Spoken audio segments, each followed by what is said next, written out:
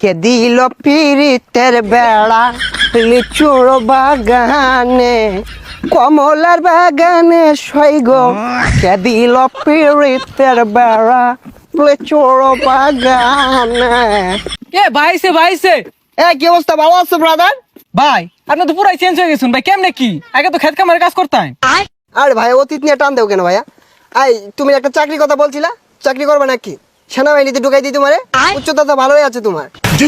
ভাই আমি যে উষা, আমার তো পুলিশে নেয় না, সেনামিতে ঢুয়ে দিবেন কেমনে কি ভাই? আরে সমস্যা নাই, সেনাবাহিনী আমার কাছে ছোট ভাই। তুমি যদি 2 ফুট উঁচা হও তাও তোমারে ঢুকাই দিব না আমার চাকরিতে। আচ্ছা ভাই ঠিক আছে, একটা চাকরির ব্যবস্থা করে দিন যে। এই ভাইয়া দাঁড়াও, একটা ফোন দিই। হ্যালো কদম আলী, এই মুড়ে আমার গাড়িটা নিয়ে আসো তো।